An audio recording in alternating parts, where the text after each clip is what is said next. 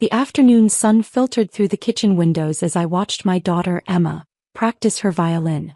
She had her father's concentration, that same furrow between her eyebrows when she focused. At 12 years old, she was becoming her own person, thoughtful and kind in ways that made my chest ache with pride. We'd worked hard to get here. Years of therapy, of advocating in schools, of teaching her that being different wasn't being less. My phone buzzed on the counter. Mom's name flashed on the screen. I hesitated before answering. Sarah, you're coming to Jessica's graduation party this Saturday, right? Her tone was brisk, expectant. Of course. Emma's been looking forward to it. My daughter had marked it on her calendar 3 weeks ago, counting down the days. There was a pause. Not a comfortable silence, but the kind that preceded difficult conversations. Actually, I need to talk to you about that. Something in her voice made me tense. About what? It would be better if Emma stayed home this time. Jessica's friends from the academy will be there, and you know how these things are. Lots of important families. My stomach dropped. Mom, what are you saying? I'm saying your daughter doesn't exactly fit in with that crowd. It's nothing personal. Jessica worked hard to get into that school. We can't have anything awkward. I gripped the phone tighter. Awkward? She's your granddaughter. She's also autistic, Sarah. She makes those noises sometimes, and the rocking thing.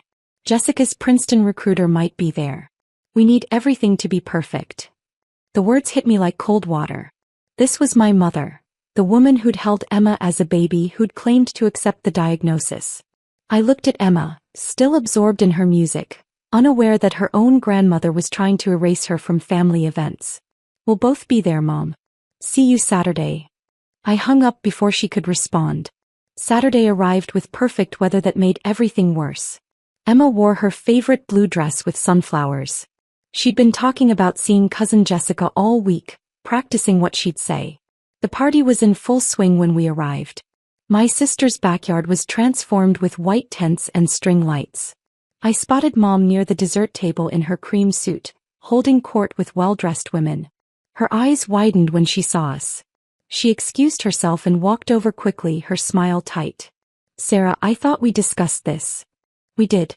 I said we'd be here. Before she could respond, Emma spotted the buffet table and headed toward it, hands flapping with excitement. I saw Mom's jaw clench.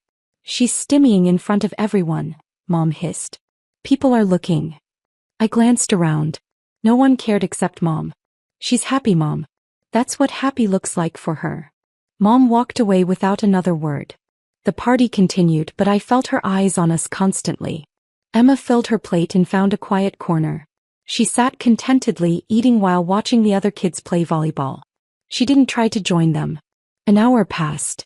Emma finished eating and started humming softly, one of her comfort behaviors when processing social situations. The sound was barely audible, a gentle melody, but Mom materialized beside us as if summoned by some invisible alarm. Sarah, she needs to stop that. She's not hurting anyone. She's making a scene. People are staring. I looked around. No one was paying attention to us except Mom. Maybe you're the one making a scene, I said quietly. Her face flushed. How dare you? After everything I've done for this family, you bring her here when I specifically asked you not to. Her? She has a name, Mom. Emma's humming had stopped. She was looking at us now, her expression uncertain. She could always sense tension even when she couldn't fully understand it. I want you both to leave. Mom's voice was rising. This is Jessica's special day and I won't have it ruined. We're not ruining anything. Get your daughter out of my house. The words came out as a scream. The volleyball game stopped. Conversations died. Everyone was staring now. Emma's face crumpled. She understood that much. She's not welcome here. Mom's face was red, her finger pointing at Emma like an accusation. I took Emma's hand. It was trembling. We're leaving, I said, my voice steady despite the rage building in my chest. But understand this, Mom. You just made a choice. Live with it. Emma cried in the car. Not loud sobs, but those quiet tears that somehow hurt worse. The kind that came from the deep understanding that she was being rejected for something she couldn't change. She didn't ask why Grandma hated her. She'd stopped asking those kinds of questions a year ago, after too many painful experiences had taught her that some people would never accept her differences. When we got home, I held her while she rocked on the couch, her way of self-soothing when the world felt too harsh. I didn't try to stop the movement or calm her with words. I just held her and let her process in her own way. My phone started buzzing within an hour. Mom's number lit up the screen. I declined the call. She tried again 2 minutes later and again 5 minutes after that. The calls came in waves throughout the evening, each one ignored. Finally, at 9:30, a text message appeared. "You're being dramatic. I was protecting Jessica's event. You should understand that. Call me so we can discuss this rationally." There was nothing rational to discuss. I blocked her number, watching it disappear from my contacts with a sense of finality that was both frightening and liberating. Dad called the next evening, his voice heavy with the weariness of a man who'd spent decades mediating between his wife and everyone else. "Your mother says there was an incident at the party." "There was." She screamed at Emma in front of 50 people and threw us out because Emma was being autistic at her precious event. He sighed, that familiar sound of defeat and resignation. "You know how your mother gets about appearances. She doesn't mean harm, Sarah. She just wants things to go smoothly." "I know exactly how she gets. That's the problem, Dad. Emma is 12 years old. She's your granddaughter. And Mom treated her like a defect that needed to be hidden. Maybe give her a few days to cool down. Then you two can talk. Work it out like adults." "There's nothing to talk about, Dad." She made it crystal clear how she feels about Emma. "I'm not subjecting my daughter to someone who sees her as an embarrassment. Sarah, she's your mother. Family is family. And Emma's my daughter. I know which relationship matters more. I know which person deserves my protection." The line went quiet for a moment. Then Dad said softly, "Your mother won't apologize. You know that, right? She never does." "Then we're done." We didn't speak after that. Not for days, then weeks, then months. The silence stretched between us like a widening canyon. Mom's birthday came in late June and went without acknowledgement. I sent no card, made no call, and didn't even think about it until the day had passed. Thanksgiving approached in November and my sister Jessica called, her voice awkward and apologetic, caught between loyalty and fairness. "Mom wants to know if you're coming. Is Emma invited?" She didn't say Emma couldn't come. Did she say Emma could come? Specifically. Silence. "That's what I thought. Tell Mom we have other plans." We spent Thanksgiving with my ex-husband's family. They'd always treated Emma with genuine warmth. His mother asked about her latest special interest, Egyptian mythology, and actually listened to the 40-minute explanation. Christmas came with no call from Mom. I took Emma to see the downtown lights, just the two of us. She held my hand tightly and pointed out her favorite displays, and I realized we were happier without the constant anxiety. January brought Emma's 13th birthday. We had a small party with her 3 close friends, all neurodivergent kids who understood each other perfectly. They played video games and info dumped about their interests and didn't have to mask or pretend to be someone else. Emma blew out her candles with a genuine smile. My phone stayed silent through it all. I'd unblocked Dad's number weeks ago, but he hadn't called either. Mom had probably given him an ultimatum, forced him to choose sides. I knew how that worked in their marriage. February was brutal. The coldest winter in 20 years, everyone said. Pipes froze. Heating bills skyrocketed. Emma and I bundled up in blankets and watched movies, our own little world. Then on a Tuesday evening in early March, my doorbell rang. Emma was at her weekly social skills group. I was alone making dinner. I wasn't expecting anyone. I opened the door. Mom stood on my porch. She looked smaller, somehow older. Her perfect hair was disheveled.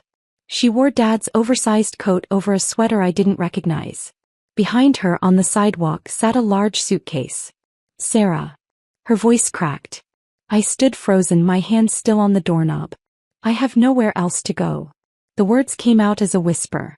My mind raced. "Where's Dad?" Her face crumpled. "He's gone. Heart attack. 3 weeks ago." The world tilted. 3 weeks. Why didn't anyone tell me? "I told Jessica not to call you. I was so angry that you didn't come to Christmas.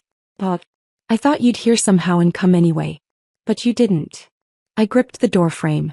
Dad was gone. He died thinking I'd abandoned him. "The house," Mom continued, her voice empty. "It was in his name. Everything was in his name. I never worked. He handled all the finances. The mortgage wasn't paid off. The life insurance barely covered the funeral. The bank is foreclosing. I have nothing. I should have felt satisfaction. This was the moment from every revenge fantasy. The cruel mother, powerless and desperate, begging at her daughter's door. Dad, I just felt tired. Jessica? I asked. She's in her college dorm. No space. And her roommate. Mom trailed off. I can't live in a dorm room. Your friends. They were Dad's golf buddies' wives. They stopped calling after the funeral. She looked at me, really looked at me for the first time in months. I was wrong. About Emma. About the party. About everything. I know that now. Do you? I kept my voice neutral. Or are you just desperate? She flinched. Both. I'm both. But sitting in that empty house packing Dad's clothes, I kept thinking about what he said before he died. What did he say? He was in the ambulance. They were working on him. He looked at me and said, "You ruined it. You ruined everything with Sarah." Those were his last words to me. Tears streamed down her face now. I lost him and I lost you and I lost Emma and it's all my fault. I know I have no right to ask, but I'm begging you. Please. I have nowhere else to go. I stood there looking at this woman who'd screamed at my daughter, who'd chosen appearances over family, who'd let pride destroy relationships. Emma comes home in an hour, I finally said. Mom nodded, waiting. You're going to apologize to her. A real apology. You're going to tell her exactly what you did wrong and why it was wrong. You're going to do it without excuses or explanations about being stressed or protecting Jessica or any of that. I will. I promise. And if you ever make her feel unwelcome or different or less than again, you're out. I don't care if it's snowing. I don't care if you're sick. You'll leave and never come back. I understand. I stepped aside. You can stay in the guest room. Temporarily. We'll figure out something more permanent later. She picked up her suitcase and walked inside. She looked around our small living room, taking in Emma's art on the walls, her organized collections on the shelves, the sensory-friendly furniture we'd chosen together. You've made a real home here, Mom said quietly. Have Emma and me. She set down her suitcase. I want to be part of it. If you'll let me. I want to learn. I want to do better. The door opened. Emma came in, her social skills instructor waving goodbye. He stopped when she saw Mom. Grandma. Her voice was uncertain. Mom knelt down, making herself smaller, less threatening. Emma, I need to talk to you. I need to say I'm sorry. Emma looked at me. I nodded. I was very wrong, Mom continued. At Jessica's party I was cruel to you. I screamed at you and made you leave, and that was terrible. You didn't do anything wrong. Being yourself is never wrong.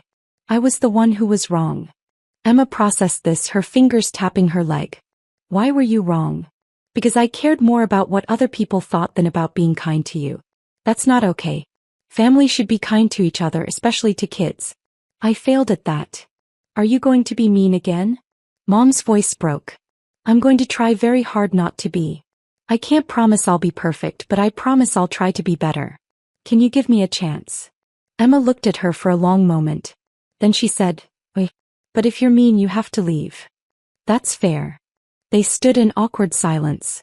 Then Emma asked, Do you want to see my Egyptian mythology collection? Mom smiled, tears still on her face. I'd like that very much.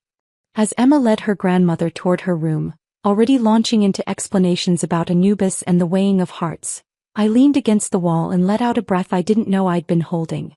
This wasn't a happy ending. Mom had a long way to go to earn back trust. She'd have to prove through actions, not words, that she'd changed. There would be difficult conversations ahead, boundaries to set, disappointments to navigate.